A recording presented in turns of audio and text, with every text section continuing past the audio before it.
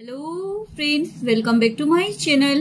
हाजिर हूँ एक नई लव स्टोरी लेकर। तो चलिए वीडियो को स्टार्ट करते हैं। कहानी की शुरुआत सू से होती है, जो रोड पर भाग रही होती है। सू के साथ उसकी दोस्त लिन भी होती है। ये दोनों रोड पर इसलिए भाग रही थी क्योंकि उन लोगों को एक डिश खरीदनी होती है। जैसे ही ये लोग स्टोर के अंदर जाती है और डिश मांगती है तो सेल्स गर्ल उसे बताती है कि वो डिश तो खत्म हो चुकी है। लास्ट के बस 2 बचे थे, वो भी उस कस्टमर ने खरीद लिए हैं। चाहे तो आप उनसे जाकर बात कर सकती हैं। और वो कस्टमर की तरफ इशारा करती है। जैसे ये दोनों लू की तरफ देखते हैं, देखते ही रह जाते हैं क्योंकि लू बहुत ही ज्यादा हैंडसम होता है। लिन तो तुरंत ही उसके प्यार में पड़ जाती है। वो सू को बोलती है, देखो जरा वो कितना ज्यादा हैंडसम है, जाकर तुम मुझसे वीचैट आईडी मांग लेना, मुझे ना बहुत ही ज्यादा पसंद आ गया है। वासु उसकी तरफ जाने लगती है और सोच रही होती है, पता नहीं मैं उसे उस डिश को कैसे खरीदूंगी। लेकिन उस बेचारी के अंदर तो कॉन्फिडेंस ही नहीं आ रहा होता। जिसके बाद वो लिन की तरफ देखती है। लिन उसे हिम्मत देती है, जिसके बाद सू में भी हिम्मत आ जाती है। और जैसे ही वो पीछे मुड़ती है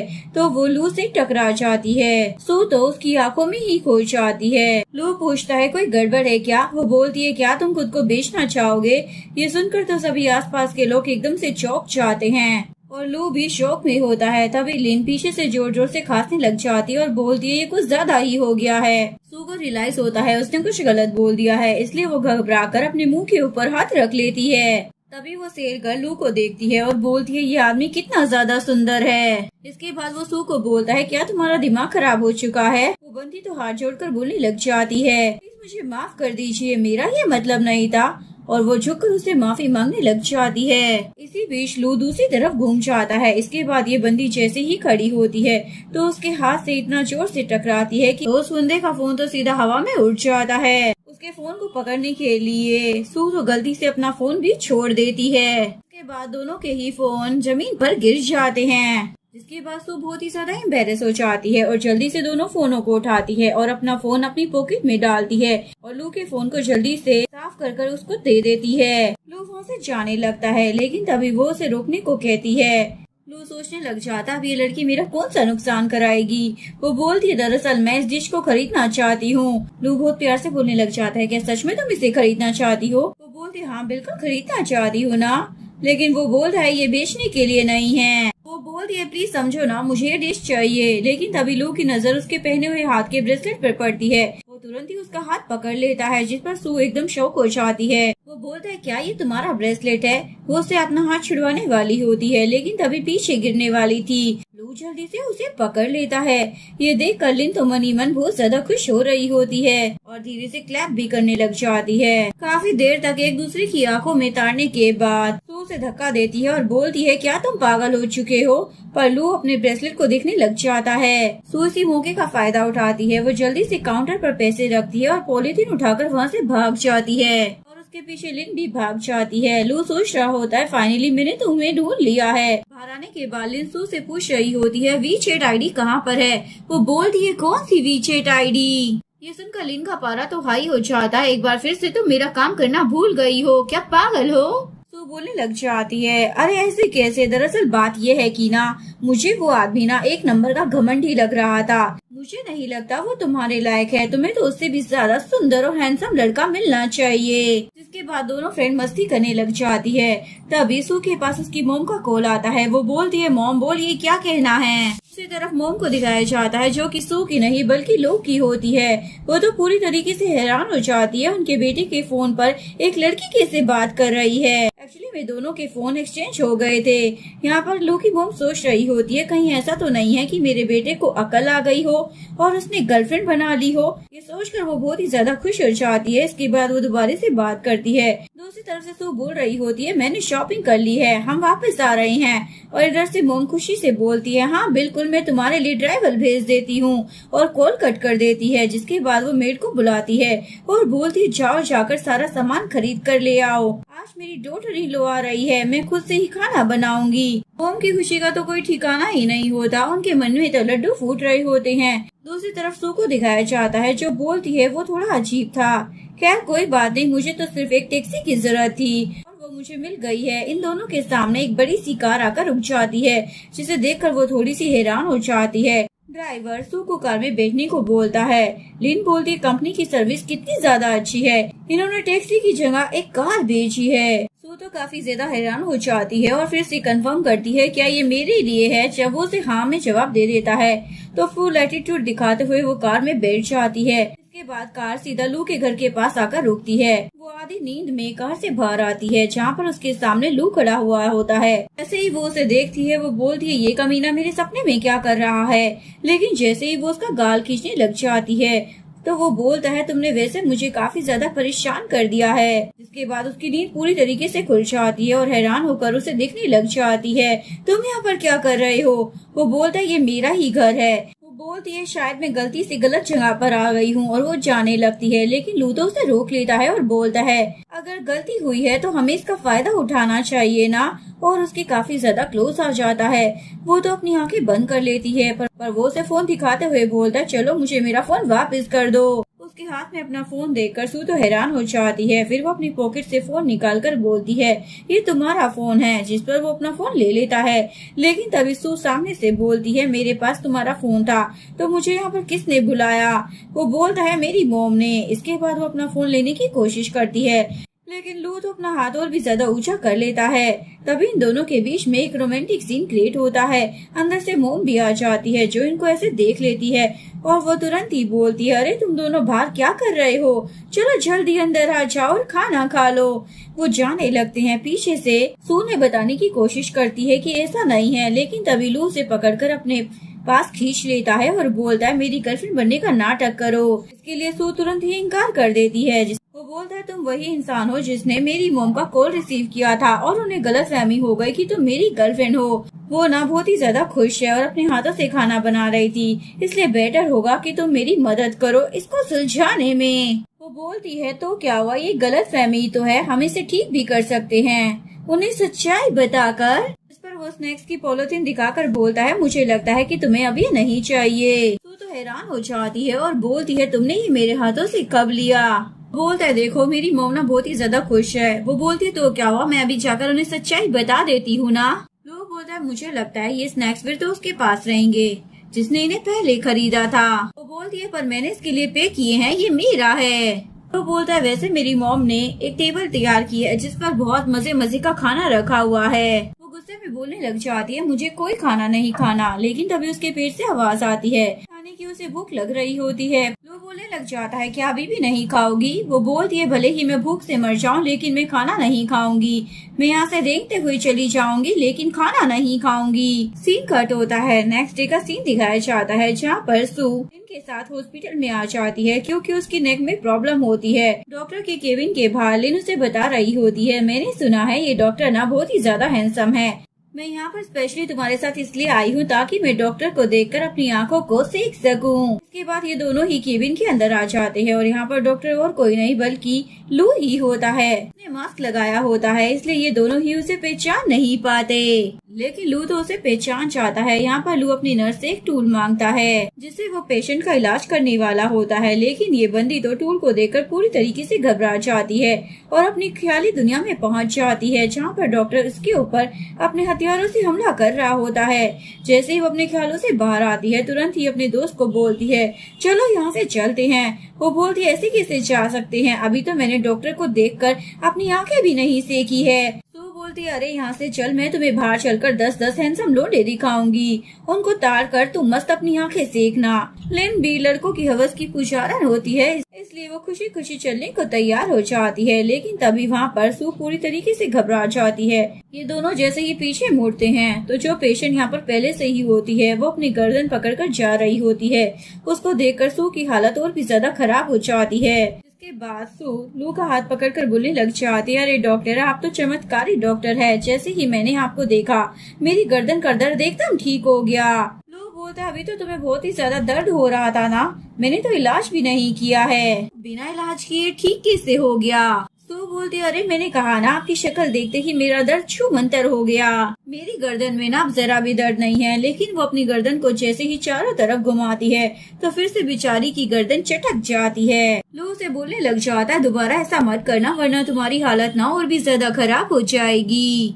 तो बोलती ऐसा नहीं हो सकता कि मैं इलाज ना कराऊं। लोग बोलता है बिल्कुल हो सकता है ना, जिंदगी तुम्हारी है, इलाज तुम्हें करवाना है, करवाओ या मत कराओ ये तुम्हारा डिसीजन होगा ना, इसमें हम क्या कर सकते हैं। मैं तो बस तुम्हें सजेशन दे सकता हूँ, अगर ज्यादा देरी हो गई इलाज करने में तो तुम्हारी गर्दन में लकवा भी मार सकता है। चाहे तुम ठीक हो जाओ उसके बावजूद भी तुम टेढ़ी गर्दन के साथ लात टपकाते हुए घूमोगी। हो सकता है कि तुम खाना भी ना खा पाओ। खाने का नाम सुनकर इस बेचारी के दिल के तो टुकड़े ही हो जाते हैं। वो बोलता है तुम इलाज नहीं करवाना चाहती हो तो इसलिए तुम जा सकती हो। इसके बाद वो जैसे ही पीछे मुड़ने लगता है तो वो उसका हाथ पकड़कर उसे रोक लेती है और हिम्मत जुटाकर उसे बोलती है ठीक है मैं इलाज करवाने के लिए तैयार हूँ। लू से बोलता है तो ठीक से बैठ जाओ। उसके बाद वो अपने दिल पर पत्थर रखकर बैठ जाती है। लू उसकी बॉडी को एनालाइज करना स्टार्ट करता है। वो हर एक बॉडी पार्ट पे हाथ रखकर पूछता है क्या यहाँ पर पेन हो रहा है, तो वो मना करती है। बाद में वो नेक के पास रखकर पूछता है तो वो हाँ में जवाब दे देती है। जिसके बाद वो बोलता है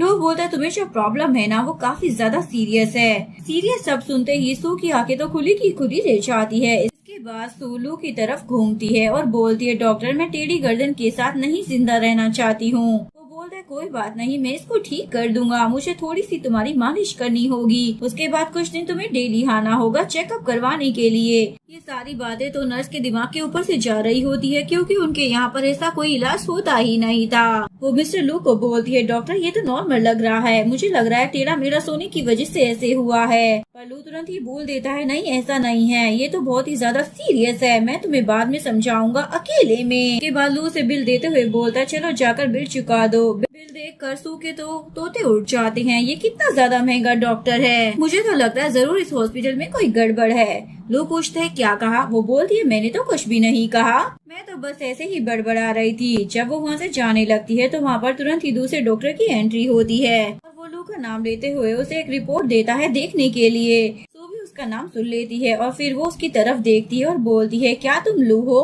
उसे तुरंत ही इग्नोर कर उस रिपोर्ट को देखना शुरू कर देता है। उसके बाद वो उसका फोटो आईडी कार्ड पर देखती है और बोलती है ये तो तुम ही हो ना। जिसके बाद लू भी अपना मास्क हटाकर खड़ा हो जाता है और बोलता है देखो सरप्राइज, तुम दोनों फिर से मुझे मिल गई, क्या इत्तेफाक है ना। लिन भी उसकी खूबसूरती की चमक से पागल हो जाती है और बोलती है वाओ तुम तो वही हैंडसम लड़की हो ना जिसको मैंने कल परसों ही ताड़ा था। तो बोलती है मुझे बहुत सारे काम है इसलिए पहले मैं यहाँ से जा रही हूँ। लेकिन तुरंत ही लू उसके शोल्डर पर हाथ रखकर बोलता है इतनी जल्दी क्या है तुम्हें जाने की। वो उसके क्लोज आ जाता है और ये तो अपनी आंखें बंद कर लेती है। लू बोलता है तुम मेरी पेशेंट हो। तभी लिन बोलती है क्या तुम दोनों एक दूसरे को जानते हो। सू तो ना बोल देती है लेकिन लू से हाँ बोलता है। उसे बोलता है बस हम दोनों ने एक रात ही एक दूसरे को नहीं देखा और तुमने मुझसे ऐसे मुंह मोड़ लिया है, तुम इतनी ज्यादा खुदगर्ज कैसे हो सकती हो। और उनकी ये सारी बातें लिन ना बड़े ध्यान से सुन रही होती है। सू से बोलती है मेरा मजाक मत उड़ाओ। जिसके बाद लू लिन की तरफ घूमता है और बोलता है दरअसल मुझे ना इसका इलाज करना है। पर वो तुरंत ही सामने से बोलती है बस मैं समझ गई, जब तक मैं यहाँ पर हूँ ना तुम दोनों को कोई भी डिस्टर्ब नहीं कर सकता। जिसके बाद वो नर्स को इशारा कर अपने साथ वहाँ से बाहर ले जाती है। इसके बाद लू अपने कोट के बटन खोलने लग जाता है। ये देखकर सू तो बहुत ही ज्यादा घबरा जाती है। ये तुम क्या कर रही हो, मैं तुम्हें वार्न कर रही हूँ, ये ना हॉस्पिटल है, अगर तुम ऐसा करोगे ना तुम्हारे साथ अच्छा नहीं होगा। वो बोलता है अरे तुम मेरी पेशेंट हो तो मुझे तुम्हें अच्छी सर्विस देनी होगी ना, मैं नहीं चाहता कि तुम्हारे पैसे वेस्ट हो जाएं। जिसके बाद वो अपना कोट साइड में फेंक देता है और सू की काफी ज्यादा करीब आ जाता है। जैसे ही लू के बहुत ज्यादा क्लोज आ जाता है तो वो अपनी आंखें बंद कर जोर से चिल्लाने लग जाती है। लिन भी बाहर से उसके चीखने की आवाज सुन लेती है। फ्लैशबैक में दिखाया जाता है तो बचपन में बैठकर रो रही होती है और अपने पेरेंट्स को बुला रही होती है क्योंकि उसे अंधेरे से डर लग रहा होता है। अभी एक लड़का दरवाजा खोलकर अंदर आ जाता है। वो बोलती है अच्छा हुआ तुम यहाँ पर आ गए। और यहाँ पर इस छोटे लड़के के हाथ में वही ब्रेसलेट होता है जो कि लू के हाथ में था। दोनों बच्चे जैसे ही वहाँ पर निकल रहे होते हैं तभी एक मोटा आदमी उनके सामने आ जाता है। लू को बोलता तुम यहाँ पर कैसे आए और तुम्हारी हिम्मत कैसे हो गई हमें धोखा देने की। प्रेजेंट में सू की नींद खुल जाती है। तभी उसके पास लिन आकर पूछने लग जाती है क्या तुम ठीक हो। वो बोलती है हाँ मैं ठीक हूँ और अपने ब्रेसलेट को निहारने लग जाती है। लिन उसे बताती है मिस्टर लू ना हमारी यूनिवर्सिटी में स्पीच देने के लिए आ रहे हैं, मुझे तो लगता है वही हमारा इंटरव्यू भी लेंगे। तो घबरा जाती है क्या ये सच है। वो बोलती है मैंने सुना है प्रोफेसर लू बहुत ही ज्यादा सनकी है, क्या तुम सच में इंटरव्यू देने के लिए जाओगी। वो बोलती है बिल्कुल, क्योंकि उस हॉस्पिटल में काम करना मेरा बचपन का सपना है, मुझे बस प्रोफेसर लू को अपने इंटरव्यू से इम्प्रेस करना होगा।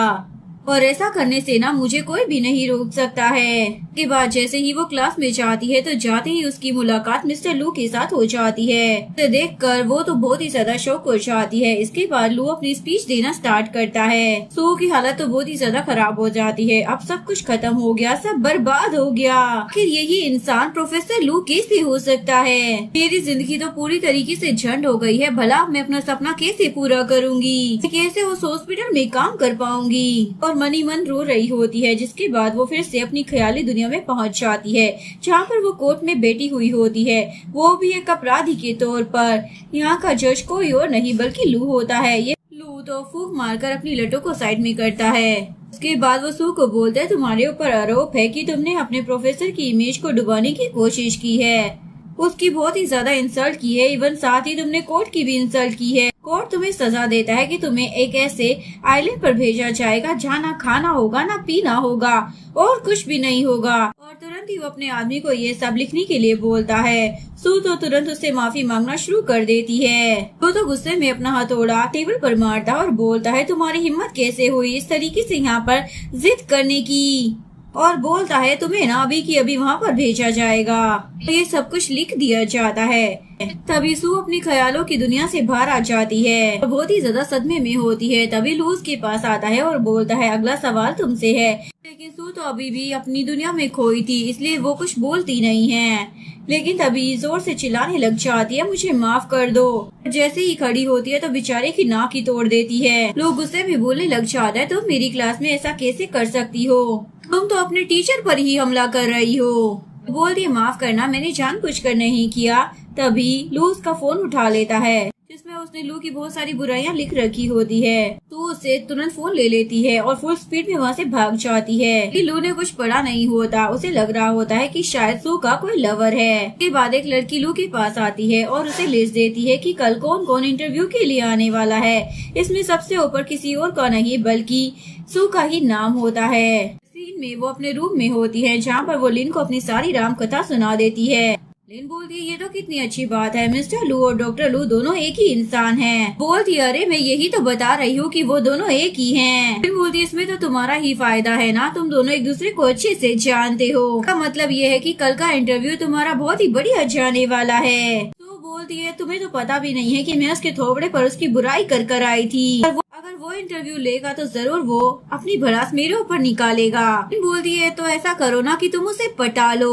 सो बोलती है, क्या तुम्हारा दिमाग खाली हो चुका है? वो बोलती है, बिल्कुल भी नहीं, ये ना बहुत ही अच्छा तरीका है, तुम उसे पटा लो और देखो तुम्हारा कोई नुकसान भी नहीं होगा, क्योंकि वो बहुत ही ज्यादा हैंडसम है। सो उसे याद करने लग जाती है, छी वो कितना ज्यादा गंदा दिखता है, बिल्कुल नहीं, मैं ये बिल्कुल नहीं कर सकती हूँ। और बोलती है, लेन की बच्ची, मैं तुम्हें बता देती हूँ, भले ही दुनिया में सारे मर्द खत्म हो जाए फिर भी मैं उसके पास नहीं जाऊंगी। लेन बोलती है, अपने इंटरव्यू के बारे में सोचो, तुमने उसके ऊपर बहुत ही ज्यादा मेहनत की है। सो बोलती है, बिल्कुल नहीं, मैं चाहे मर जाऊं लेकिन ऐसा नहीं करूंगी। और अपना सारा गुस्सा अपने टेडी बियर पर निकाल रही होती है। नेक्स्ट डे वो इंटरव्यू देने जाती है, लेकिन सदमे में बैठी हुई थी। लू के अलावा यहाँ पर 4 और प्रोफेसर बैठे हुए होते हैं। लू सबसे पहले उसका नाम लेता है, लेकिन सामने से वो कुछ भी रिएक्ट नहीं करती, क्योंकि वो तो अपनी ख्याली और सदमे भरी दुनिया में होती है। पूछता है, तुम इस हॉस्पिटल में काम क्यों करना चाहती हो? लेकिन ये मैडम तो अभी भी सदमे से बाहर नहीं आई थी। के बाद वो जोर से उसे आवाज देता है तो वो तुरंत ही घबराकर खड़ी हो जाती है। जिसके बाद दूसरा प्रोफेसर उसे बोलता है, आराम से बैठ जाओ, और सवाल पूछता है, किस तरीके के लोग साइकियाट्रिस्ट बन सकते हैं? अजीब सा जवाब देती है, ये एकदम चिड़चिड़ा है, इसमें कोई भी अच्छी बात नहीं है, मुझे तो ये बंदर लगता है। ये सुनते ही सभी लोग शौक हो जाते हैं। दूसरा डॉक्टर लू से बोलता है, आप दोनों एक दूसरे को जानते हो? जिस पर दोनों ही एक साथ इनकार कर देते हैं और एक दूसरे को हैरान होकर देखते हैं। सच में एक दूसरे को नहीं जानते हैं। जिस पर वो बेचारा डॉक्टर सोच रहा होता है, मैं सवाल लू से पूछ रहा हूँ, जवाब सामने से ये बंदी दे रही है। तो बोलती है, दरअसल बात ऐसी है कि ना मैं एक बार इनके घर पर गई थी और हमने खाना खाया और फिर मैं वापस आ गई। इसके बाद हमारे बीच में सच में कुछ नहीं हुआ था। ये लास्ट वाली लाइन सुनकर सभी लोग हैरान हो जाते हैं। जिसके बाद लू खुद ही खड़ा हो जाता है और उसका हाथ पकड़कर उसे वहाँ से लेकर जाता है। दूसरा प्रोफेसर चिल्लाकर बोलता है, जरा रुकिए, अभी इंटरव्यू खत्म नहीं हुआ है। लेकिन तभी एक और प्रोफेसर बोलने लग जाता है, अरे किस बात का इंटरव्यू, देख लिया ना, इन लोगों का क्या मैटर है? और वो इंटरव्यू पर टिक लगा देता है, यानी कि वो लोग सू को पास कर देते हैं। इसके बाद वो दूसरा डॉक्टर बोलने लग जाता है, देखा जाए तो अब से हमें सू को भाभी कहकर बुलाना होगा। इस पर सभी लोग अपनी बत्ती सी दिखाने लग जाते हैं। लू सू को साइड में लेकर आ जाता है और बोलता है, क्या तुम मुझे इतना ज्यादा पसंद करती हो कि इंटरव्यू के टाइम पर भी मेरे ही ख्यालों में खोई हुई हो। वो बोलती है, तुम ना बकवास करना बंद करो। वो बोलता है, तो तुम अभी क्या कर रही थी? पर वो तो उसे कोई भी जवाब नहीं देती। वो बोलता है, देखा जाए तो पहले तुम मेरे घर पर आई थी, फिर तुम मेरे हॉस्पिटल में आई और अब तुम यहाँ पर भी आ गई, जिसका साफ मतलब है कि तुम मेरा पीछा कर रही हो और मुझे पसंद करती हो। वो बोलती, बकवास करना ना बंद करो। वो बोलता, बकवास तो तुमने की है, इतने सारे लोगों को लग रहा है कि तुम मेरी गर्लफ्रेंड हो। इधर ये चारों डॉक्टर शीशे से चिपक कर इन दोनों को ही ताड़ रहे होते हैं। जैसे ही सू उनकी तरफ देखती है तो वो चारों तो फुल हवा की तरह वहाँ से गायब हो जाते हैं। के बाद सू से बोले लग जाती है, ठीक है तो मैं तुम्हारी मदद कर दूंगी उन्हें समझाने में। वो बोलता है, तुम्हें ऐसे करने की जरूरत नहीं है क्योंकि मुझे एक रास्ता मिल गया है। वो बोलती है, कैसा रास्ता? लू से बोलता है, तुम ना वही नाटक करो जो तुमने पहले किया था। पर वो कुछ बोलने वाली होती है लेकिन लू तो उसके लिप्स पकड़ लेता है। बोलता है, देखो अब तुम्हें ना अपनी चोट चलाने की जरूरत नहीं है, तुम इसके लिए मना नहीं कर सकती। और वो उसके करीब जाने लगता है। लू तो अपनी आंखें बंद कर लेती है कि जैसे कि वो उसे किस करेगा, लेकिन वो ऐसा नहीं करता और उसकी नाक पर टच कर कर बोलता है, कल मैं तुमको पिक कर लूंगा। कल मेरी मोम तुम्हारे बारे में पूछ रही थी, वो तुमसे मिलना भी चाहती है, उनको तुम्हारी बहुत ही ज्यादा याद आ रही थी। तो हैरान होकर बोलने लग जाती है, क्या तुम्हारा मतलब इस चीज से था? तो वो बोलता, हाँ बिल्कुल, और मैं क्या ही मांगूंगा तुमसे। ये सुनकर सू के दिल को सुकून मिलता है। लोग बोलता, कहीं तुम गलत तो नहीं समझ रही थी ना? तुम मेरे साथ कुछ करना चाहती हो? आखिर तुम्हारे दिमाग में चल क्या रहा है? बोल दिया, बकवास मत करो, पागल हो क्या? वो बोलता, ठीक है अभी मैं जाता हूँ, कल मैं तुम्हें पिक कर लूंगा। और वहाँ से चला जाता है। पीछे से सू उसको भर भर कर गालियाँ दे रही होती है, लेकिन तभी वो पीछे मुड़ जाता है। वो वहीं पर खड़ी हो जाती है और बोलती है, क्या हुआ? वो बोलता, लगता है कोई मुझे कोस रहा है। सू बोलती है, अरे बिल्कुल नहीं, शायद तुम्हें कोई गलतफहमी हुई होगी। वो बोलता है, फिर ठीक है मैं अपने काम पर जाता हूँ। वो बोलती है, बिल्कुल तुम अपने काम पर जाओ, हम आंटी से मिलने जरूर जाएंगे। से ये दोनों मोम से मिलने के लिए पहुंच जाते हैं। लू उन्हें हक करने के लिए आ रहा होता है, लेकिन मोम अपने बेटे को साइड कर देती है क्योंकि उन्हें तो बस अपनी बहू से मिलना था। वो सू से बहुत ही ज्यादा प्यार से पेश आ रही होती है। लू बोलता है, मॉम क्या मैं आपको नजर नहीं आ रहा हूँ? तुम्हारा थोपड़ा तो मैं रोज ही देखती हूँ, एक दिन नहीं देखूंगी तो क्या हो जाएगा? मुझे तो आज बस सू से मिलने दो, वो यहाँ पर बड़े दिनों के बाद आई है। सू बीलू की मॉम को बोलती है, मुझे ना आपके खाने की बहुत ही ज्यादा याद आ रही थी। वो बोलती है, चलो अंदर, मैंने तुम्हारे लिए बहुत सारी चीजें बनाई है। जिसके बाद वो दोनों को अंदर लेकर चली जाती है। जैसे ये दो अंदर आते हैं तो जल्दी से टेबल पर बैठ जाता है। उसकी मॉम उसे डांटने लग जाती है, जाओ जाकर हाथ धोकर आओ। तो बोलती है, ठीक है तो मैं भी धो कर आती हूँ। लेकिन मॉम बोलती है, तुम्हें जरूरत नहीं है और मैं तुम्हारी मदद करती हूँ। और वो टिश्यू पेपर से ही उसके हाथ को क्लीन करने लग जाती हैं। यहाँ पर वो उसके हाथ को क्लीन करते हुए उसके हाथ के ब्रेसलेट को देखती है और बोलती है, ये ब्रेसलेट तुम्हारे पास भी है? तू जोर से चिल्लाता है, जिस पर वो बोलती है, इतना ज्यादा क्यों चिल्ला रहे हो? वो जल्दी से उनके पास आता है। तभी सू उनसे पूछती है, क्या आप इस ब्रेसलेट के बारे में कुछ जानती हैं? उन्हें मना कर रहा होता है ताकि वो कुछ भी ना बोले। बोलती है, बताइए ना आंटी। वो बोलती है, भला मुझे इसके बारे में क्या ही पता होगा, मैं तो सिर्फ ये पूछने वाली थी, ये बहुत ही ज्यादा सुंदर है, ये तुम्हें कहाँ से मिला? इसे खरीदा है क्या? वो बोलती है, दरअसल ये मुझे एक छोटे बच्चे ने दिया था। वो बोलती है, अगर उसने ये तुम्हें दिया था मतलब वो तुम्हारी परवाह करता है और तुमने भी अभी तक इसे संभाल कर रखा है, मतलब तुम भी उसको याद करती हो। वो बोलती है, एक्चुअली में ना उसने मुझसे वादा किया था जब वो बड़ा हो जाएगा तो मुझे ढूंढने के लिए जरूर आएगा, लेकिन लगता है शायद वो अपना वादा भूल गया है। मॉम तो गुस्से से लू की तरफ देखने लग जाती है और मन में बोलती है, तुम्हारी हिम्मत कैसे हुई किसी लड़की के साथ ऐसा करने की? पर वो भी अपने मन में जवाब देने लग जाता है, मॉम आपका बेटा ऐसा नहीं है, मैंने कुछ भी ऐसा नहीं किया। तो मॉम भी अपने मन में बोलने लग जाती है, अगर तुमने किसी लड़की के दिल को तोड़ने की हिम्मत की ना तो मैं तुम्हें छोड़ूंगी नहीं। के बाद सू तो बड़े मजे से खाना खा रही होती है। मॉम बोलती है, मैंने सुना है कि तुम्हारी ग्रेजुएशन कंप्लीट होने वाली है, आगे का तुम्हारा क्या प्लान है? बताती है, मैं ना रेड वेस्ट हॉस्पिटल को ज्वाइन करने वाली हूँ। मॉम बोलती है, ये तो बहुत ही अच्छी बात है, मेरा बेटा भी वहीं पर है, अब तुम दोनों एक ही अपार्टमेंट में शिफ्ट हो सकते हो। नेक्स्ट सीन में ये दोनों लिफ्ट के बाहर होते हैं। तभी कुछ लोग लिफ्ट से बाहर आते हैं और ये लोग लिफ्ट के अंदर चले जाते हैं। तभी उनमें से एक के पास लू की मॉम का कॉल आता है। वो बोलती है, जैसे मैंने कहा था ना, वैसा हो गया है, बिल्कुल हो गया है। हमने सब कुछ अच्छे से तैयार किया है। ये दोनों अपार्टमेंट के बाहर आ जाते हैं। जैसे ही दरवाजा खोलते हैं अपार्टमेंट को बहुत ही अच्छे तरीके से डेकोरेट किया गया होता है। ये देखते ही सू तुरंत ही दरवाजा बंद कर देती है। लू बोलता है ये जरूर कोई हमारा भ्रम होगा। दोनों यही सोच रहे होते हैं और दोबारा से दरवाजा खोलते हैं, लेकिन वो तो अभी भी डेकोरेट होता है। जिसके बाद ये लोग अंदर आ जाते हैं। इसके बाद सू अपने रूम में आती है। साथ लू भी होता है। यहाँ पर सू का रूम एकदम ही ब्राइडल रूम की तरह डेकोरेट किया गया होता है। वो बोलता है मैं तुम्हारी मदद कर दूंगा इसे फिर से रीसेट करने में। वहाँ पर रखी डोर को उठा लेती है और उसके साथ खेलने लग जाती है। लू तो उसके काफी ज्यादा क्लोज आ जाता है और उसे करना शुरू कर देता है, तो वो भी उसे किस कर रही होती है। लेकिन ये सब तो सू अपने ख्यालों में सोच रही होती है। तभी लू उसे उसके ख्यालों से बाहर लेकर आ जाता है और बोलता है मैं तुम्हारी मदद कर देता हूँ इन सारी चीजों को हटाने में। वो बोलती है इसकी कोई जरूरत नहीं है। वो बोलता है तो क्या तुम इसी रूम में सोना चाहोगी? वो बोलती है बिल्कुल। तभी वहाँ पर वो गिरने वाली होती है। तो लू उसे संभाल लेता है और ये दोनों एक दूसरे की आंखों में खो जाते हैं। उसके बाद सू उसे रूम से बाहर भेज देती है और बोलती है अब मैं सोने के लिए जा रही हूँ। नेक्स्ट मॉर्निंग जैसे ही वो सो के उठकर दरवाजा खोलती है तो उसके सामने लू आ जाता है, लेकिन वो बहुत ही ज्यादा नींदों में होती है। वो लू की बॉडी को टच कर कर बोलने लग जाती है जब भी तुम मेरे सपनों में आते हो ना, मैं तुम्हारी बॉडी पूरी तरीके से टच कर सकती हूँ। रियल लाइफ में तो ऐसा कुछ होता ही नहीं है। और वो उसे हक कर लेती है। वो बोलता है क्या वाकई में मैं तुम्हारे सपनों में आता हूँ? वो हाँ में जवाब दे देती है। तभी उसे रियलाइज होता है लू सच में उसके सामने है। जिसके बाद वो वहाँ से जाने लगती है, लेकिन लू उसको पकड़ लेता है। बोलता है आजकल तुम मेरे सपने देख रही हो। वो बोलती है हॉस्पिटल जाने में देरी हो रही है। नेक्स्ट सीन में इन दोनों को हॉस्पिटल में दिखाया जाता है। तब एक जी नाम की डॉक्टर जल्दी से लू के पास आ जाती है। एक्चुअली वो लू को पसंद करती थी। वो बोलती है आपने जो प्रोजेक्ट पर काम करने को दिया था ना, मैंने उस फाइल को तैयार कर लिया है। और खड़े खड़े काफी ज्यादा शर्मा रही होती है। तभी लू बीच में सू को खड़ा कर देता है। जैसे ही जी उसे देखती है तो डर जाती है और बोलती है ये कौन है? लू बताता है ये ना नई इंटर्न है और वो उसको लेकर वहाँ से चला जाता है। फ्लैशबैक में दिखाया जाता है जी स्कूल में बैठकर रो रही होती है। तभी लू उसके पास आता है और उसके आंसू पूछता है और वो उसे खाने के लिए कुछ देता है। जिसके बाद वो उसके प्यार में पड़ जाती है। में जी बोल रही होती है कोई भी तुम्हें मुझसे नहीं छीन सकता है। इधर सू लू को बोल रही होती है डॉक्टर जीना तुम्हें पसंद करती है। वो बोलता है बिल्कुल भी नहीं। सू बोलती है उसकी नजरों से ही पता चल रहा है। मैं कोई बेवकूफ नहीं हूँ, मुझे साफ साफ समझ में आ रहा है।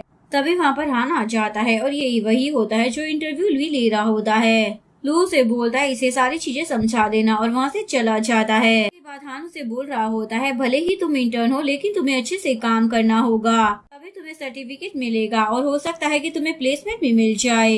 वो बोलती है बिल्कुल मैं बहुत ही अच्छे से काम करूंगी। इसके बाद लू अपने ऑफिस में काम कर रहा होता है। तभी हान उसके पास आता है और बोलता है आज रात की पार्टी को ना तुम होस्ट करने वाले हो, लेकिन लू साफ मना कर देता है। जिसके बाद हान तो वहाँ से चला जाता है। तभी उसके पास सू का मैसेज आता है जो उससे पूछ रही होती है कि आज रात तुम पार्टी में जाने वाले हो क्या? सू भी वहाँ पर आने वाली होती है इसलिए लू भी हाँ बोल देता है। रात में लू उस पार्टी में पहुँच जाता है। हान उसे देखकर बोलता है ये तो इत्तेफाक की बात है कि तुम भी यहाँ पर आ गए। तभी सू लू को देख लेती है। वो उसके पास आती है लेकिन उससे पहले जी लू का हाथ पकड़कर उसे अपने साथ ले जाती है। इसके बाद सू तो गुस्से में सीधा वॉशरूम में आ जाती है और सोच रही होती है पता नहीं मुझे इतना ज्यादा फर्क क्यों पड़ रहा है। वो स्माइल करने की कोशिश करती है लेकिन उससे हो ही नहीं रहा होता। तभी वॉशरूम में जी भी आ जाती है और सू से पूछती है क्या तुम लोग को पसंद करती हो? सू बोलती है तुम्हारा क्या मतलब है? वो बोलती है मैंने ना तुम्हारे बारे में सब कुछ पता किया है। वैसे भी तुम दिखने में सिंपल हो और एक नॉर्मल फैमिली से बिलोंग करती हो। तुम ज्यादा रईस भी नहीं हो। इवन तुमने ये जो आउटफिट पहना है ना ये तो 3 साल पहले बाजार में आया था, तो ये बिकना भी बंद हो गया है। तुम जैसी लड़की को भला कोई कैसे पसंद कर सकता है? और वो उसके करीब आकर उसके कपड़ों की बेइज्जती करने लग जाती है। तुम जैसी गरीब लड़की ना हमारी सोसाइटी में फिट नहीं हो सकती। और कर वो तो वहाँ से चली जाती है लेकिन सू को पर बहुत ही ज्यादा गुस्सा आ रहा होता है। इसके बाद वो पार्टी में आ जाती है और लू को देखती है जो कि अभी भी जी के साथ ही होता है। बाकी की लड़कियां बातें कर रही होती है। हमने कभी नहीं सोचा था कि डॉक्टर लू कभी भी जी के साथ रिलेशनशिप में आएंगे। हमारा तो दिल ही टूट गया है। मैं तो उनके प्यार में थी लेकिन लगता है अब मुझे अपना प्यार किसी और पर शिफ्ट करना होगा।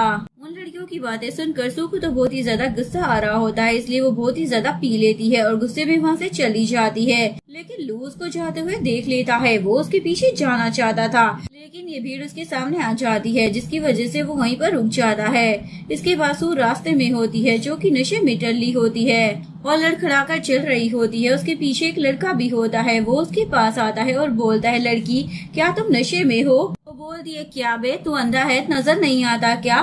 वो तो हंसने लग जाता है, तुम ना बहुत ही ज्यादा मजाक किया हो, चलो मेरे साथ, मैं तुम्हें ले चलता हूँ। सो बोलती है, मैं तुम्हें जानती भी नहीं हूँ तो भला मैं तुम्हारे साथ क्यों जाऊँ? और आगे बढ़ने लग जाती है, लेकिन वो लड़का तो उसे पकड़ लेता है। लेकिन तभी वहाँ पर लू आ जाता है और उस लड़की की पिटाई कर उसे वहाँ से भगा देता है। उसके बाद लू सू को संभालने की कोशिश करता है। सू बोलती है, मुझसे दूर हट जाओ, मैं तुमसे बहुत ही ज्यादा नफरत करती हूँ, तुम बहुत ही ज्यादा बेकार हो। लेकिन लू तो उसे उठाकर घर लेकर आ जाता है और उसे डांट कर चुप रहने के लिए बोलता है। इसके बाद वो तो बेचारे की इज्जत पर डाका डाल देती है। वो भी बोल देता है, देखो इसके लिए मुझे दोष मत देना। इसके बाद इन दोनों के बीच में रोमांस स्टार्ट हो जाता है। नेक्स्ट मॉर्निंग सू जागती है तो उसे याद आता है कि कल रात उसके और लू के बीच में क्या हुआ था। लेकिन फिर बोलती है, भला मुझे ऐसा सपना कैसे आ सकता है, ये बहुत ही ज्यादा शर्मनाक है। लेकिन फिर मन ही मन काफी ज्यादा खुश हो रही होती है और बोलती है, पर उसकी तो गर्लफ्रेंड है ना, मुझे उसके बारे में और नहीं सोचना चाहिए, हम सिर्फ फ्लैटमेट हैं। इसके बाद सू जैसे ही रूम से बाहर आती है तो वो देखती है लू ने पहले से ही ब्रेकफास्ट तैयार कर रखा होता है और मन में सोचने लग जाती है, वाह इसे खाना भी बनाना आता है, पर कोई बात नहीं, इसमें कौन सी बड़ी बात है, अब मैं इसके सामने ना नहीं झुकने वाली। लू जैसे ही उसे देखता है तो उसकी चेयर पीछे कर देता है ताकि वो आकर बैठ जाए। उसके बाद वो भागते हुए आती है और जल्दी से खाना शुरू कर देती है। वो बोलता है, हमें ना अपने रिश्ते के बारे में बात करनी चाहिए। सू को लगता है शायद वो उन दोनों के बीच में आ रही है, इसलिए बोलती है और बोलती है, मैं कसम खाती हूँ कि मैं तुम्हारे बीच में नहीं आऊंगी, ना ही तुम्हें परेशान करूंगी। वो बोलता है, तुम ऐसे बिहेव क्यों कर रही हो जैसे कि कल रात हमारे बीच में कुछ हुआ ही ना हो। बोलती है, क्या कहा कल रात? और उसे याद आता है कल वो उसे अपने शोल्डर पर उठाकर लेकर आया था। वो बोलती है, सिर्फ इतनी सी बात है कि तुम मुझे कल उठाकर घर लेकर आए थे, तो तुम चाहते हो कि मैं तुम्हें उसके लिए शुक्रिया कहूँ? बिल्कुल नहीं, तुम ना बहुत ही ज्यादा घटिया और कमीनी हो। और बोलती है, ठीक है मैं तुम्हें कल के लिए कुछ पैसे दूंगी। ये सुनकर उस बेचारे के तो होश ही उड़ जाते हैं। जिसके बाद वो गुस्से में खड़े होकर बोलता है, तुम मुझसे छुटकारा पाना चाहती हो ना, इसलिए मैं तुमसे वो छीन लूंगा जो तुम्हें सबसे ज्यादा प्यारा है। और ये बोलकर वो उसका खाना उठाकर ले जाता है। सीन में वो हॉस्पिटल में उदास होकर बैठी हुई होती है क्योंकि उसने पेट भरकर खाना नहीं खाया होता। तभी हान वहाँ पर आ जाता है जो सबके लिए खाना लेकर आया होता है। वो बोलती है, ये तो बहुत ही अच्छी बात है, तुम ना बहुत ही ज्यादा अमीर हो। वो बोलता है, असल में ये मेरी तरफ से नहीं बल्कि लू की तरफ से है, उसने ये भिजवाया है। ऐसा नहीं उसे अचानक से क्या हो गया है जो उसने ये भिजवाया है। तभी एक डॉक्टर बोलती है, जरूर उसने जी के लिए किया होगा, ना बहुत ही ज्यादा रोमांटिक है। जी भी स्टाइल मारने लग जाती है, वो हमेशा ना मेरे साथ ऐसा ही बिहेव करता है। बहुत ही ज्यादा जेलसी हो रही होती है। बाहर से ये सब कुछ लू भी दिख रहा होता है। उसके पास आ जाता है और बोलता है, तुम उसके पास खुद क्यों नहीं जाते? क्या तुम दोनों के बीच में कोई झगड़ा हुआ है?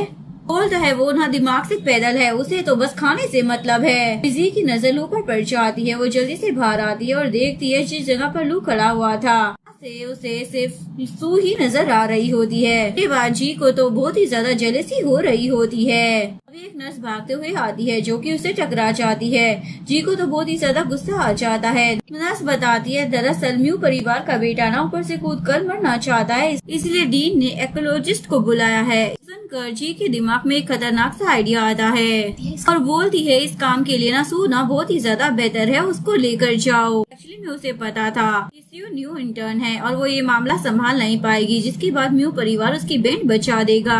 जिसके बाद नर्स जल्दी से उसके पास आती है और बोलती है, जरा चलिए मेरे साथ, कोई मरना चाहता है। बोलती है, तो मेरे पास क्यों आई हो, पुलिस को बुलाओ ना। नर्स बोलती है, वो ना हमारा पेशेंट है, अगर उसे कुछ हो गया ना तो हॉस्पिटल के ऊपर बात आ जाएगी, इसलिए जल्दी चलिए। आप एक साइकोलॉजिस्ट हैं, आप इसमें मदद कर सकती हैं। वो बोलती है, पहले मुझे खाने तो दो। लेकिन वो नर्स उसे खींच कर ले जाती है और ये बेचारी खा भी नहीं पाती। बाद में परिवार के बेटे को दिखाया जाता है जो टेरेस पर खड़ा हुआ होता है और सभी डॉक्टर आपस में बात कर रहे होते हैं। अगर इसको कुछ हो गया ना तो इसका परिवार हमें छोड़ेगा नहीं। वो चिल्लाकर बोलने लग जाता है, तुम लोग मेरे परिवार से डरते हो, तुम लोगों को असल में मेरी कोई फिक्र ही नहीं है। तभी नर्स वहाँ पर सू को लेकर आ जाती है। डीन बोलता है, तुम ना नई हो, तुम कुछ भी नहीं कर पाओगी। जे बोलती है, इसको जाने दो, अगर कुछ भी गलत हुआ तो हम इसके ऊपर सारा इल्जाम डाल सकते हैं। डीन तो खुश हो जाता है और सू को बोलता है जाओ जाकर उससे बात करो। और बोलता है अगर तुमने ये काम अच्छे से किया ना तो मैं तुम्हारा प्रमोशन कर दूंगा। के बाद वो खुश होकर उसके पास जाती है, लेकिन वो लड़का उसे वहीं पर रुकने के लिए बोलता है। लेकिन सू तो उसके साइड में बैठ जाती है और उसे कैंडी देती है। वो कैंडी नहीं लेता। वो बोलती है जब तुम मरने से नहीं डरते तो इस कैंडी से क्यों डर रहे हो। उसके बाद वो चिढ़ते हुए उसके हाथ से कैंडी ले लेता है और बोलता है ये तो बहुत ही ज्यादा मीठी और टेस्टी है। वो बोलती है सही कहा, वैसे तुम सीरियस हो क्या मरने के मामले को लेकर, क्योंकि अगर तुम मर गए तो इसे दोबारा नहीं खा पाओगे। इवन तुम्हारे मॉम डैड भी तुम्हारे लिए बहुत ही ज्यादा परेशान होंगे। बोलता है जब से मेरी मॉम मरी है ना उसके बाद से मेरे डैड को मेरी बिल्कुल भी परवाह नहीं है। उनके नए प्यार और कमीने बेटे ने मेरी मॉम के कमरे के ऊपर कब्जा कर लिया, साथ ही मुझे भी कैद कर दिया ताकि मैं कुछ भी कर ना पाऊँ। यहाँ पर सभी लोग, इनको मेरी कोई परवाह नहीं है, इनको तो बस ये परवाह है कि इनके हॉस्पिटल को कुछ हो ना जाए। और सभी डॉक्टर को बोलता तुम सभी बहुत बड़े गधे हो, तुम लोगों को इस पोजीशन पर होना ही नहीं चाहिए क्योंकि तुम सभी बहुत ज्यादा मतलबी हो। उसके बाद वो सू से पूछता है भला मैं जिंदा क्यों रहूं। वो बोलती है लेकिन अभी भी तुम जिंदा हो, भरोसा रखो कि जिंदगी में सब कुछ अच्छा होगा। बीच दूसरे डॉक्टर आकर उस बंदे को पकड़ कर ले जाते हैं। तू जो अभी तक वहाँ पर बहुत ज्यादा कॉन्फिडेंस से खड़ी हुई होती है वो बोलती है अरे मैं बहुत ही ज्यादा डरी हुई हूँ, मैं बहुत ज्यादा कमजोर हूँ, आकर मुझे बचाओ। जी उसे पकड़ने के लिए आती है लेकिन जी जानबूझकर उसे गिराने लग जाती है, लेकिन वो गिरने ही वाली होती है। लेकिन तभी लू वहाँ पर पहुँच जाता है और उसे बचा लेता है कि सू का पाँव मुड़ गया है तो वो उसे अपनी गोद में उठा लेता है। बोलती है मुझे उतार दो। वो बोलता है तुम चुप नहीं रह सकती हो क्या। उसके बाद वो उसे वहाँ से लेकर चला जाता है। ये देखकर जी को तो बहुत ही ज्यादा गुस्सा आ जाता है, मैं तुमसे इससे पहले मिली थी, उसके बावजूद तुम नए लोगों के लिए इतना ज्यादा अच्छा कैसे हो सकते हो, कोई भी तुमको मुझसे नहीं छीन सकता है। चोट पर दवाई लगा रहा होता है और साथ ही उसे डांट रहा होता है, तुम्हें नहीं पता था वो कितना ज्यादा खतरनाक है, अगर मैं समय पर नहीं आता ना तो आज तुम मुर्दा घर में होती। ये सारी बातें सुनकर सू तो रोने लग जाती है। वो बोलता है मेरा ये मतलब नहीं था। तो उसे धक्का दे देती है, मुझे बचाने की कोई जरूरत नहीं है, तुम्हारी लवर जी है ना, जाकर उसे बचाओ। लू से बोलता है वो मेरी गर्लफ्रेंड नहीं है। वो बोलती है क्या सच में वो तुम्हारी गर्लफ्रेंड नहीं है। तो वो हाँ बोलने लग जाता है तो सू रोने लग जाती है। वो लू से बोलता है वो जगह ना बहुत ही ज्यादा खतरनाक थी, मुझे तुम्हारे लिए डर लग रहा था। वो बोलती है मुझे ना भूख लगी है। वो बोलता है ठीक है मैं कुछ खाने के लिए लेकर आता हूँ। वो बोलती है जो भी लाओ ना 2 लेकर आना। नेक्स्ट सीन में वो उसे हॉस्पिटल में ही एडमिट करा लेता है। सू से बोल रही होती है मेरा पैर ना अब ठीक हो गया है तो क्या मैं जा सकती हूँ। वो बोलता है बिल्कुल भी नहीं। तभी डोर नॉक होता है। लू जाकर दरवाजा खोलता है।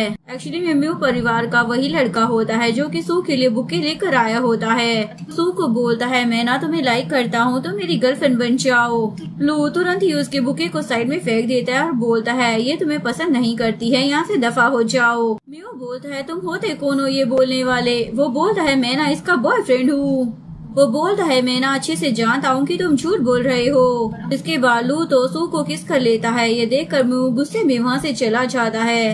इसके बाद सू उसे खुद से दूर करती है और बोलती है क्या तुम पागल हो चुके हो, ये क्या कर रहे हो।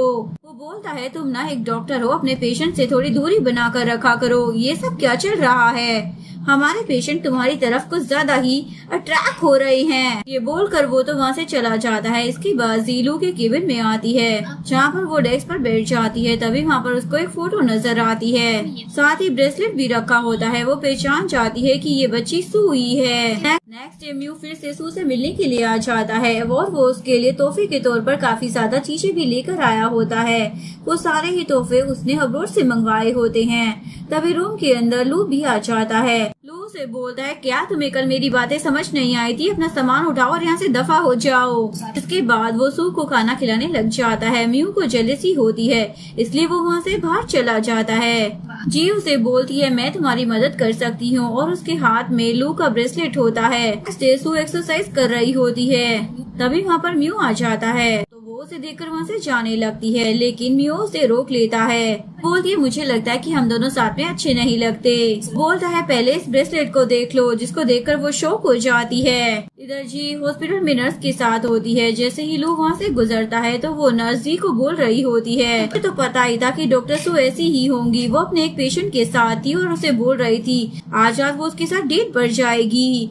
सारी बातें लू ने भी सुन ली होती है और उनसे पूछने लग जाता है तुम लोग किसके बारे में बात कर रहे हो। सू उस ब्रेसलेट को देखकर अपने पास्ट को याद करने लग जाती है। जब लू से दूर जा रहा होता है तो सू उसे आवाज लगाती है, जिसके बाद लू भागकर उसके पास आ जाता है और उसके हाथ में ब्रेसलेट पहना कर बोलता है इसको संभाल कर रखना, जब मैं बड़ा हो जाऊंगा ना तुमसे मिलने के लिए जरूर आऊंगा। साथ ही वो उसे प्रॉमिस करता है कि वो उसी से शादी करेगा। इधर लू भाग कर बाहर आता है और वो सू को म्यू की कार में बैठते हुए देख लेता है। म्यू तो उसे डेविल वाली स्माइल देता है और वहाँ से चला जाता है। नेक्स्ट सीन में लू बैठकर ड्रिंक कर रहा होता है, तभी उसके सामने जी आ जाती है। लू बहुत ही ज्यादा नशे में होता है, इसलिए उसे लग रहा था कि वो सू है, इसलिए वो उसे सू समझकर उसके कंधे पर सर रख लेता है। जी को भी काफी ज्यादा अच्छा लग रहा होता है और बोलती है मैं तुमको पाने के लिए ना कुछ भी कर सकती हूँ। दूसरी तरफ सू म्यू के साथ होती है, वहाँ पर वो एक कपल को देखती है। उनको देखकर उसे तो लू की याद आ जाती है और वो हर उस पल को याद करने लग जाती है जो कि उसने लू के साथ बिताए होते हैं। तो उसको तो म्यू में भी लू ही नजर आ रहा होता है, लेकिन जैसे ही उसे रियलाइज होता है कि उसके सामने म्यू है तो वो पीछे हट जाती है। दूसरी तरफ लू को भी हल्का सा जैसे ही होश आता है तो वो जी के शोल्डर से अपना सर हटाता है और वहाँ से जाने लगता है। बोलती है ऐसा उसमें क्या है जो मुझ में नहीं है, जो तुम उसे पसंद करते हो, ऐसा उसमें कुछ अच्छा भी नहीं है। लू बोलता है जिसे हम पसंद करते हैं उसमें कुछ अच्छा होने की जरूरत नहीं है और उठकर जाने लगता है।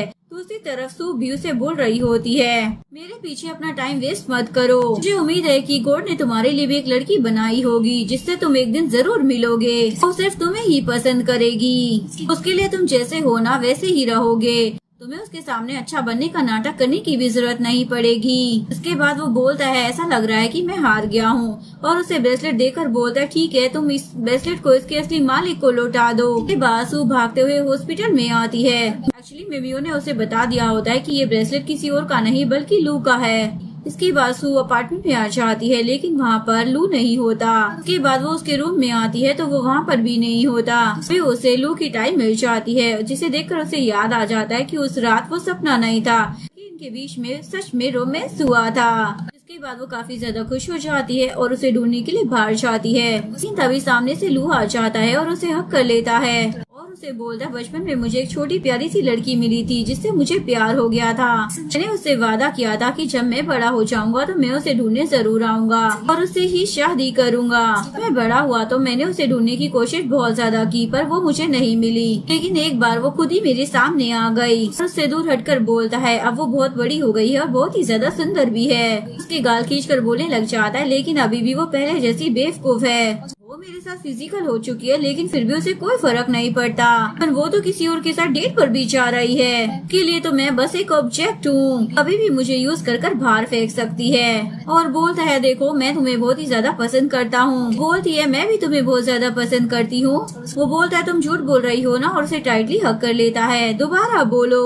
वो बोलती है अरे मैं सच में तुम्हें पसंद करती हूँ ना। बोलता है तुम ना बिल्कुल भी ईमानदार नहीं हो। इस पर वो उसे धक्का देकर जोर से चिल्लाने लग जाती है तो वो उसे सल्यूट कर यस मैडम बोलने लग जाता है। उसके बाद वो उसका हाथ पकड़ती है मैं सच में तुम्हें पसंद करती हूँ और उसे किस कर लेती है, जिसके बाद वो तो काफी ज्यादा खुश हो जाता है। नेक्स्ट मॉर्निंग लू उसके लिए ब्रेकफास्ट बना रहा होता है। सू आधी नींद में उठ कर आ जाती है, उसे पीछे से हक कर लेती है, जिसके बाद लू उसकी तरफ मुंह करता है और नोटिस करता है इसकी हाइट तो काफी ज्यादा छोटी है। इसके बाद वो उसके पैर देखता है, उसने चप्पल भी नहीं पहने होते। इसके बाद वो उसे काउंटर पर बिठा देता है और उसे किस करने लग जाता है। वो बोलती है क्या खाना बन गया है। वो उसे खाना टेस्ट करवा कर पूछता है कैसा बना है। वो बोलती है ये तो सच में बहुत ही ज्यादा अच्छा है। नेक्स्ट सीन में लू सू को घर ड्रॉप करने के लिए आया होता है। वो उसे बोलती है मुझे तुम्हारी बहुत ही ज्यादा याद आएगी, जिस पर वो उसे हक कर लेता है। तभी उसकी मॉम अपनी दोस्तों के साथ वहाँ से गुजर रही होती है। जैसे ही वो तीनों इन दोनों को देखती हैं तो वो पेड़ के पीछे कर उनको देख रही होती हैं। बोल रही होती है आज की जनरेशन तो एकदम ही खराब हो चुकी है, लोगों को शर्म ही नहीं आती, रोड पर कहीं भी खड़े होकर शुरू हो जाते हैं। जैसे ही सू की मोम की नजर अपनी बेटी पर पड़ती है उनके तो होश ही उड़ जाते हैं। जोर से अपनी बेटी का नाम लेकर चिल्लाती है। सू भी उन्हें देख लेती है और घबरा जाती है। वो जल्दी से लू को दूसरी तरफ घुमा देती है। मोम भागकर उसके पास आती है और बोलती है बेशरम लड़की तुम यहाँ पर ये क्या कर रही हो। मोम जैसे ही लू का चेहरा देखती है वो बोलती है अरे तुम तो डॉक्टर लू हो ना। सू पूछती है मॉम क्या आप इसे जानती हो। वो बोलती हाँ मैंने इसकी फोटो देखी है। उसके बाद लू भी उन्हें नमस्ते करता है और मोम उन दोनों को अंदर लेकर आ जाती है और उसके सामने पैसों का कार्ड रख देती है। बताओ मेरी बेटी के साथ तुम कैसे शादी करना पसंद करोगे? सू बोलती है मॉम आप ही क्या कर रही हैं? मॉम बोलती है शांत हो जाओ, मैं तुम्हारी मॉम हूँ ना, मैं सब कुछ हैंडल कर लूंगी। तुम बस एक चीज हैंडल करो, तुम्हारी भूख। थोड़ा कम खाया करो, अगर वो देखेगा ना तुम राक्षस की तरह खाती हो तो डर कर भाग जाएगा। ये सुनकर लू तो हंसने लग जाता है। मॉम बोलती है देखो मेरी बेटी ना ज्यादा खाती है, थोड़ी बदतमीज है, शरारत भी करती है और दिमाग नाम की उसमें तो चीज ही नहीं है। इसको झेलना ना बहुत ही ज्यादा मुश्किल है। क्या तुम अभी भी इससे शादी करने के लिए तैयार हो? है मैं ना आपकी बेटी का अच्छे से ख्याल रखूंगा। मोम तो उससे काफी ज्यादा इम्प्रेस हो जाती है। नेक्स्ट डे एक नर्स सू के पास भागते हुए आती है और खींचकर उसे बाहर लेकर आ जाती है, जिसके बाद सारी नर्सों से घेर लेती हैं। उसके कपड़े चेंज कर देती है। तभी उसके पास हान आता है और उसे एक रोज देता है और बोलती है अगर तुम्हारी शादी हो जाए तो इसका ये मतलब नहीं है कि तुम मुझे भूल जाओगी। फिर उसकी नजर लू की मोम पर पड़ती है तो वो उनके पास जाती है। वो उन्हें रोज देकर बोलती है अगर मेरा बेटा तुम्हें परेशान करेगा ना तो मुझे बताना, मैं उसकी अच्छी वाली पिटाई करूंगी। बाद उसकी नजर अपनी मोम पर पड़ती है। वो उनके पास जाती है। उसकी मोम भी उसे एक रोज देती है और साथ ही हक भी कर लेती है। मैं तुम्हारे लिए बहुत ही ज्यादा खुश हूँ। उसके बाद वो लू की तरफ इशारा करते हुए बोलती है जाओ उसके पास, वो तुम्हारा इंतजार कर रहा है। तो उसके लिए फूलों का गुलदस्ता लेकर खड़ा हुआ होता है। वो बोलता है तुम ना आज बहुत ही ज्यादा सुंदर लग रही हो और घुटनों के बल बैठकर उसे बुके दे देता है और शादी के लिए प्रपोज करता है। तो वो भी हाँ बोल देती है मैं तुमसे शादी करने के लिए तैयार हूँ। ऊपर से म्यू भी ये सब कुछ देख रहा होता है। ऐसे ही लू की नजर उस पर पड़ती है तो वो वहाँ से चला जाता है। लू जल्दी से उसके पास आता है और पूछता है तुम कहाँ पर जा रहे हो? म्यू बोलता है उसने ना सही कहा था, मुझे इतना ज्यादा नीचे नहीं गिरना चाहिए था, इसलिए मैं वापस जा रहा हूँ। जो कुछ भी मेरा है मैं वो सब लेकर रहूंगा। लू बोलता है अगर तुम्हें किसी भी चीज की जरूरत हो ना तो मैं तुम्हारी मदद जरूर करूंगा। म्यू स्माइल करते हुए बोलता है अगर मैं ये भी नहीं कर पाया ना तो मैं जिंदगी में कुछ भी नहीं कर पाऊंगा, इसलिए मैं इसको अकेले ही करना चाहता हूँ। बोलता है तुम ना इस बार मुझसे जीत गए हो, लेकिन अगर तुमने उसे डराने या धमकाने की कोशिश की ना तो मैं उसे तुमसे दूर ले जाऊंगा। वो बोलता है तुम्हें ये मौका ना जिंदगी में कभी नहीं मिलेगा। जी भी उन लोगों को देखकर रो रही होती है। तभी सू उसके पास आती है। उसके हाथ में वही स्नैक होता है जिससे लू और उसकी मुलाकात हुई थी। जी उसे बोलती है तुम यहाँ पर क्यों आई हो? क्या मुझे दिखाने के लिए आई हो कि तुम जीत गई हो? बोलती है मैं तो बस यहाँ पर ये कहने के लिए आई हूँ कि तुम बहुत ही ज्यादा सुंदर हो और अपने काम में बहुत ही ज्यादा अच्छी हो। एक दिन तुम ऐसे इंसान से जरूर मिलोगी जो सिर्फ तुम पर ध्यान देगा और तुमसे बहुत ही ज्यादा प्यार करेगा। और उसके हाथ में स्नैक्स देकर बोलती है अगर उदास होते हो ना तो कुछ अच्छा खाना चाहिए, तुम्हें ना बहुत ही अच्छा फील होगा, इसे खा लो। और वहाँ से जाने लगती है। जैसे ही जी उस पैकेट को खोलकर देखती है अपने पास को याद करती है क्योंकि लू ने उसे वही स्नैक्स दिया था उस दिन। प्रेजेंट में वो रोते हुए उस स्नैक्स को खा लेती है और यहाँ पर ये सभी लोग अच्छी सी फोटो ले रहे होते हैं और यहीं पर इस कहानी का डी एंड हो जाता है। अगर आपको वीडियो अच्छी लगी हो तो प्लीज वीडियो को लाइक करें, चैनल को सब्सक्राइब करें, न्यू अपडेट्स के लिए बेल आइकन का बटन प्रेस करें। मिलते हैं नेक्स्ट वीडियो के साथ, तब तक के लिए सारंगी, बाय बाय।